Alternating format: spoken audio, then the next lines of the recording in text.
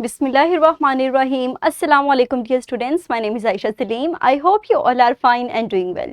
Today we are going to start lecture number 2 of our chapter number 5, that is about classification of elements. So dear students, in today's lesson we'll focus on two SLOs. In the first one we'll identify the properties of metals and non-metals. आज के lecture के अंदर हमारा main focus होगा on the properties of metals and further we relate the properties to the uses of metals. So अपने lecture को हम start करते हैं with an activity.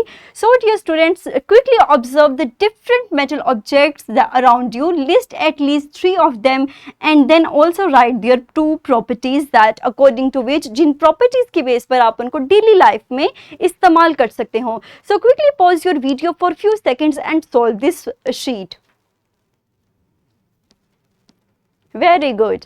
I hope कि आपने इसको इजीली सॉल्व कर लिया होगा. तो हम अपने लेक्चर को फर्दर प्रोसीड करते हैं. Dear students, always keep in mind that all metals are solid.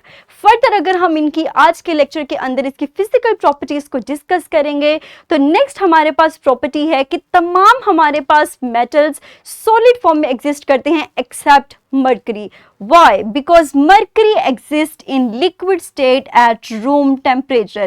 इसीलिए mercury के अलावा हमारे पास जितने भी metals हैं वो solid form में exist करते हैं.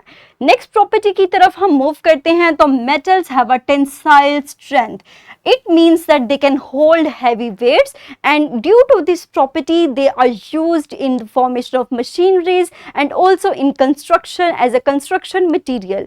तो हमारे पास मेटल की इसी प्रॉपर्टी की वजह से इसको इस्तेमाल किया जाता है हेवी मशीनरीज में एंड फर्दर कंस्ट्रक्शन के अंदर ताकि ये हेवी ऑब्जेक्ट्स को होल्ड कर सके. नेक्स्ट हमारे पास प्रॉपर्टी है they are ductile and due to this property we can easily draw the metals into wires जो कि हम फर्दर इस्तेमाल करते हैं अपनी वायरिंग्स के अंदर. सो मेटल की हमारे पास ये most important and most useful property है that they are ductile. Further हमारे पास नेक्स्ट प्रॉपर्टी है they are malleable. Do you tell me that what is meant by the term malleability? Very good. As shown in this video, malleability is basically the property due to which metals can be easily hammered into sheets और ये sheets बाद में इस्तेमाल होती हैं for various purposes.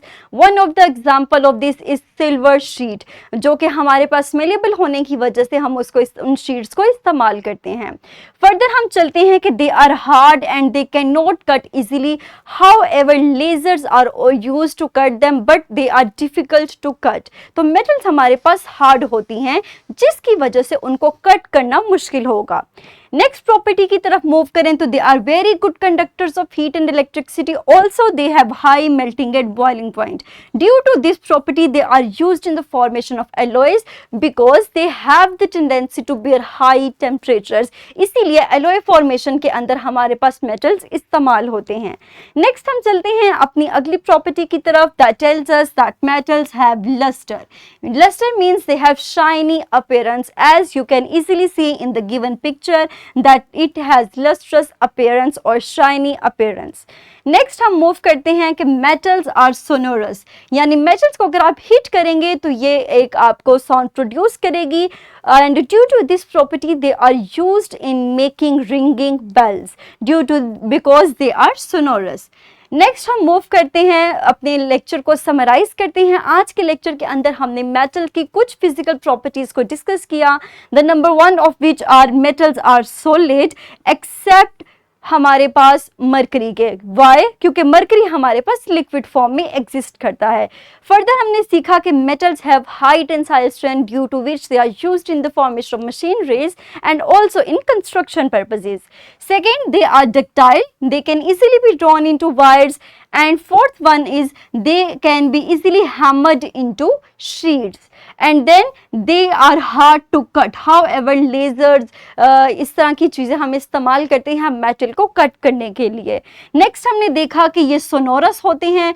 उसके अलावा they have lustrous appearance और they have high melting and boiling point. along with हमने स्टडी किया कि ये हीट और इलेक्ट्रिसिटी की गुड कंडक्टर्स होते हैं. So these all are the physical properties of metals and on the basis of which you have to solve this worksheet by applying your knowledge that we just learned. So the link of this is also given in the description of this video. So dear students, pause your video for few seconds and solve this worksheet. Very good. I hope कि आपने इस worksheet को easily solve कर लिया होगा. Next हम इंशाल्लाह अपने लेक्चर के अंदर मेटल्स की केमिकल प्रॉपर्टीज को डिस्कस करेंगे. That's all about today's lecture. इंशाल्लाह अगले लेक्चर को यहीं से कंटिन्यू करेंगे. तब तक के लिए अपना ख्याल रखिएगा. Thank you very much and Allah Hafiz.